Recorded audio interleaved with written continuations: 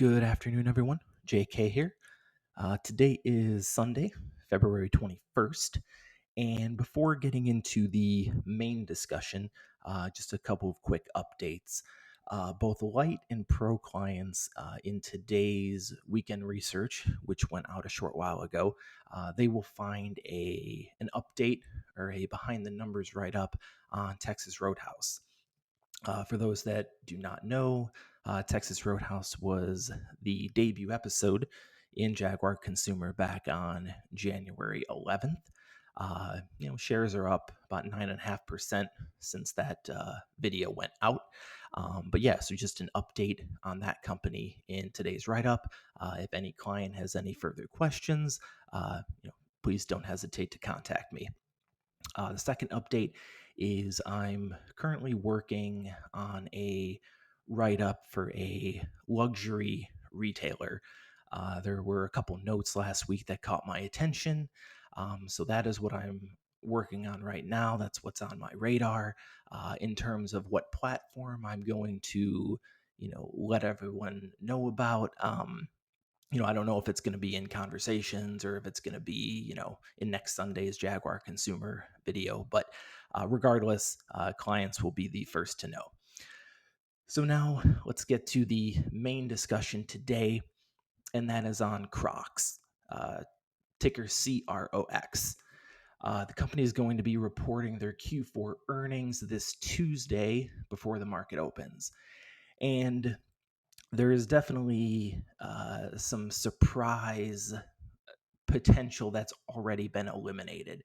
And I say that because back on January 11th, in conjunction with their ICR presentation, the company came out and raised their 2020 revenue guidance and said it expects accelerated full year 2021 revenue growth of 20 to 25%.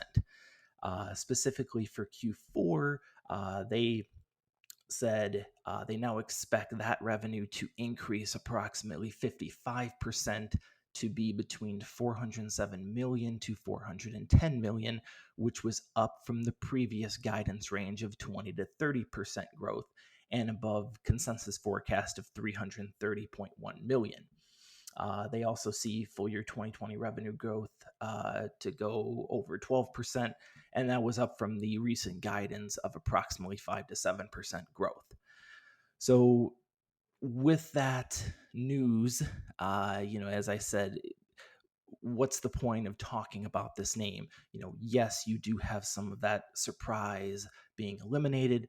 However, there were two notes recently that caught my attention, one from UBS, one from Piper Sandler, that I think is worth talking about, and one that you'll want to keep an eye on when the company reports earnings this Tuesday. So going to UBS first, they were out with a note on Monday, and their analyst, Jay Soul, said that the company right now has more momentum with consumers than nearly every other public softlines brand in their coverage. And where do they get this from? Well, they use their UBS Evidence Lab.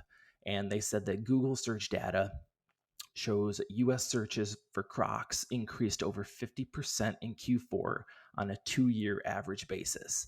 This is a 1,000 basis point acceleration quarter over quarter.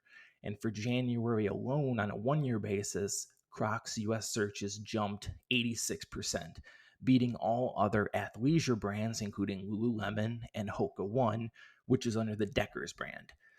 Separately, industry data shows that Crocs' unique visitor growth to its digital properties accelerated throughout Q4 and increased over 50%.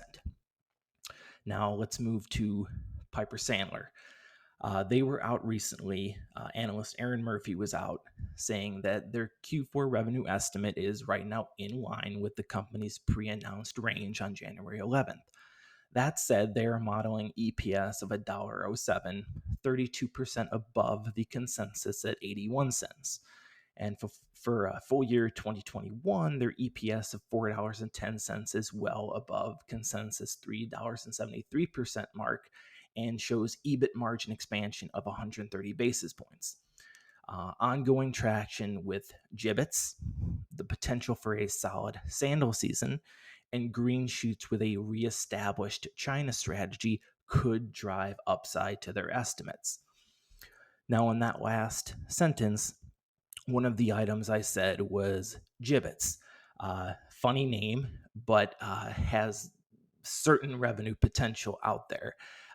For those that do not know, or if you were to go to the Crocs website, you'll see that gibbets are essentially shoe charms.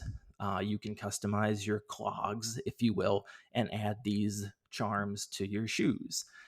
And they have multiple different categories, ranging from something as simple as letters and numbers to plants and animals to characters like Buzz and Woody from Toy Story, or the Batman logo, or Gene Simmons' demon makeup logo from the band Kiss.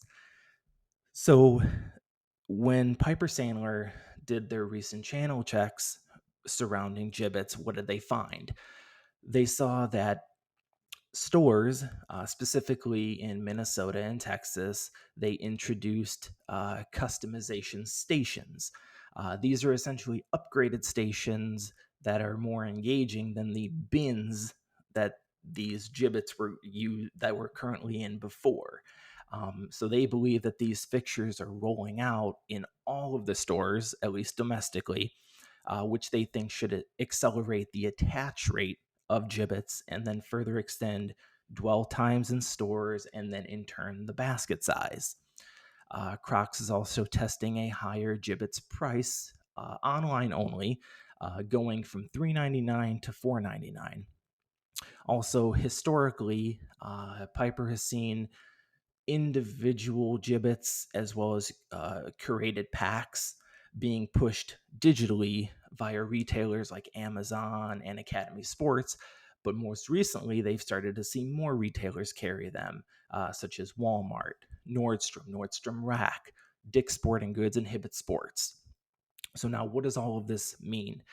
Piper Sandler would summarize it and say from full year 2020 to 2023, we see gibbets moving to 9.3% of total revenue.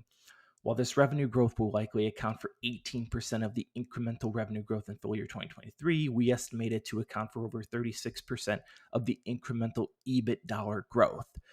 We assume the gibbets business runs through at an 80% contribution margin, and the balance of the Crocs business, so everything but gibbets, moves toward the high teens.